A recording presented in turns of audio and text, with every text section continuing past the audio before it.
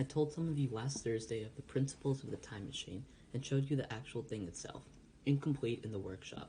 There it is now, a little travel worn, truly, and one of the ivory bars is cracked, and a brass rail is bent, but the rest of it sound enough. I expected to finish it on Friday, but on Friday, when the putting together was nearly done, I found that one of the nickel bars was exactly 1 inch too short, and this I had to get remade, so that the thing was not complete until this morning. It was at 10 o'clock today that the first of all time machines began its career.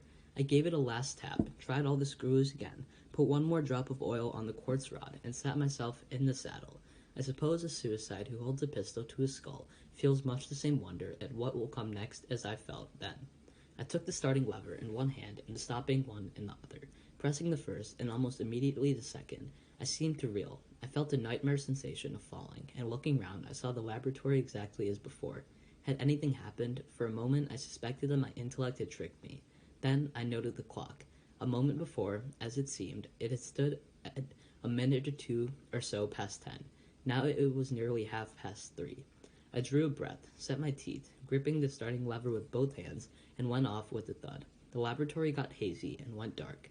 Mrs. Watchett came in and walked, apparently without seeing me, towards the garden door. I suppose it took her a minute or so to traverse the place, but to me she seemed to shoot across the room like a rocket. I pressed the lever over to its extreme position. The night came like the turning out of a lamp, and in another moment came tomorrow. The laboratory grew faint and hazy, then fainter and even fainter. Tomorrow night came black, then the day again, night again, day again, faster and faster still. An eddying murmur filled my ears, and a strange, dumb confusedness descended on my mind. I'm afraid I cannot convey the peculiar sensations of time traveling. They are excessively unpleasant. There is a feeling exactly like that one has upon a switchback, of a helpless, headlong motion. I felt the same horrible anticipation, too, of an imminent smash. As I put on pace, night followed day like the flapping of a black wing.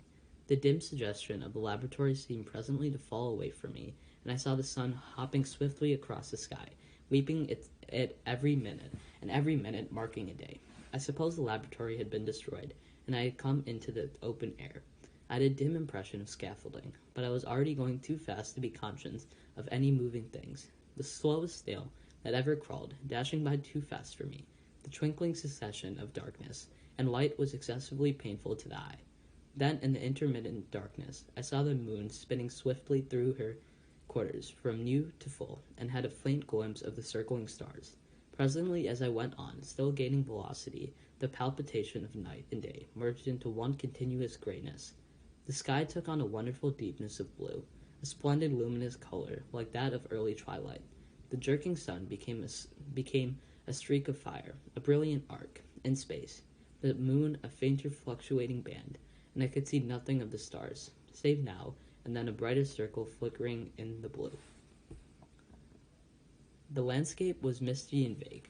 I was still on the hillside upon which this house now stands, and the shoulder rose above me, gray and dim.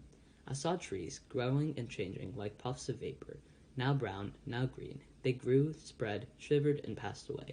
I saw huge buildings rise up, far, faint, and fair, and pass like dreams. The whole surface of the earth seemed changed, melting and flowing under my eyes. The little hands upon the dial that registered my speed raced round faster and faster.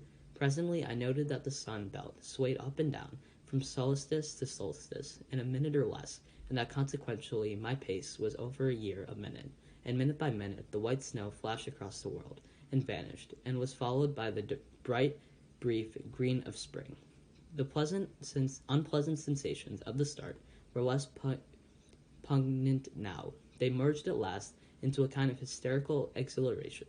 I remarked, indeed, a clumsy swaying of the machine, for which I was unable to account, but my mind was too confused to attend to it. With the kind of madness growing upon me, I flung myself into futurity. At first, I scarce thought of stopping, scarce thought of anything but these new sensations, but presently a fresh series of impressions grew up in my mind, a certain curiosity, and therewith a certain dread, until at last they took complete possession of me. What strange developments of humanity! What wonderful advances upon our rudimentary civilization!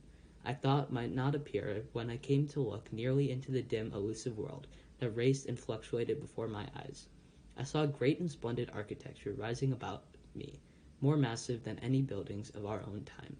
And yet, as it seemed, built of glimmer and mist, I saw a richer green flow up this hillside, and remain there without any wintry intermission. Even through the veil of my confusion, the earth seemed very fair, and so my mind came round to the business of stopping. The peculiar risk lay in the possibility of my finding some substance in the space which I or the machine occupied, so long as I traveled at a high velocity through time. This scarcely mattered. I was, so to speak, attenuated, was slipping like a vapor through the interstices of intervening substances. But to come to a stop, involving the jamming of myself, molecule by molecule, into whatever lay in my way, and bringing my atoms into such intimate contact with those of the obstacle that a profound chemical reaction, possibly a far-reaching explosion, would result, and blow again in my apparatus out of all possible dimensions into the unknown. This possibility had occurred to me again and again while I was making the machine, but then I had cheerfully accepted it as an unavoidable task, one of the risks a man has got to take. Now the risk was inevitable. I no longer saw it in the same cheerful light. The fact is that insensibly the absolute strangeness of everything, the sickly jarring and swaying of the machine, above all, the feeling of prolonged falling, had absolutely upset my nerve. I told myself that I could never stop, and with a gust of petulance, I resolved to stop forthwith. Like an impatient fool, I lugged over the lever, and incontinently the thing went reeling over, and I was flung headlong through the air. There was a sound of a clap of thunder in my ears. I may have been stunned for a moment. A pitiless hail was hissing round me, and I was sitting on soft turf in front of the overset machine. Everything still seemed gray, but presently I remarked that the confusion in my ears was gone. I looked round me. I was on what seemed to be a little lawn in a garden, surrounded by rhododendron bushes, and I noticed that their mauve and purple blossoms were dropping in a shower under the beating of the hailstones. The rebounding, dancing hail hung in a cloud over the machine and drove along the ground like smoke. In a moment I was wet to the skin. "Fine hospitality," said I, to a man who has traveled innumerable years to see you. Presently I thought what a fool I was to get wet. I stood up and looked round me. A colossal figure, carved apparently in some white stone, loomed indistinctly beyond the rhododendrons through the hazy downpour, but all else of the world was invisible. My sensations would be hard to describe. As the columns of hail grew thinner, I saw the white figure more distinctly. It was very large, for a silver birch tree touched its shoulder. It was of white marble, in shape something like a winged sphinx, but the wings, instead of being carried vertically at the sides, were spread so that it seemed to hover. The pedestal, it appeared to me, was of bronze, and was thick with verdigris. It chanced that the face was towards me. The sightless eyes seemed to watch me. There was a faint shadow of a smile on the lips. It was greatly weather-worn, and that imparted an unpleasant suggestion of disease.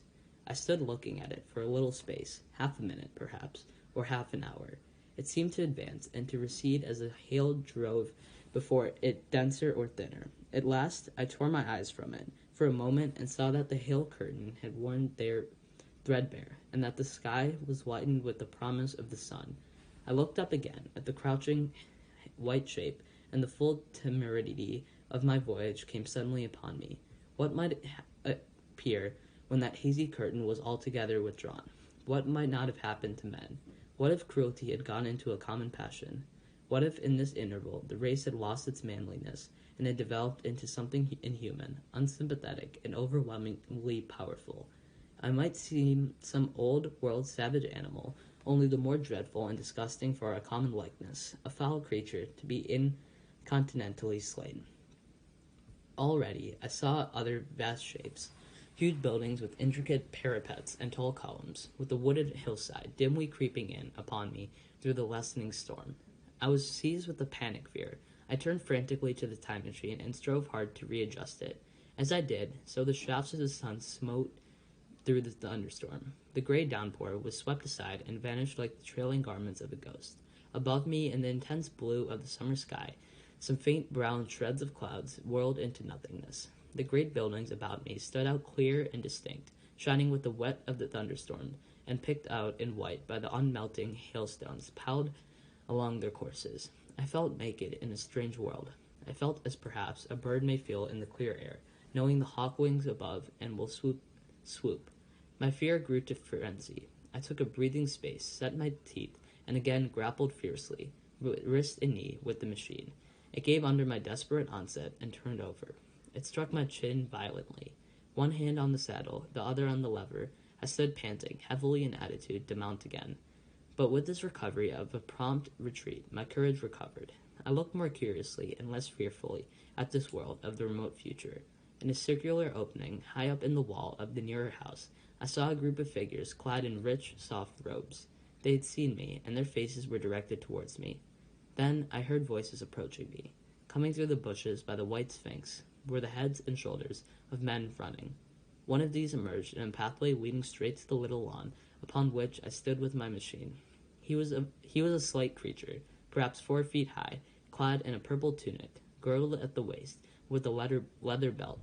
Sandals or buskins, I could not clearly distinguish which, were on his feet. His legs were bared to the knees, and his head was bare. Noticing that, I noticed for the first time how warm the air was. He struck me as being a very beautiful and graceful creature, but indescribably frail.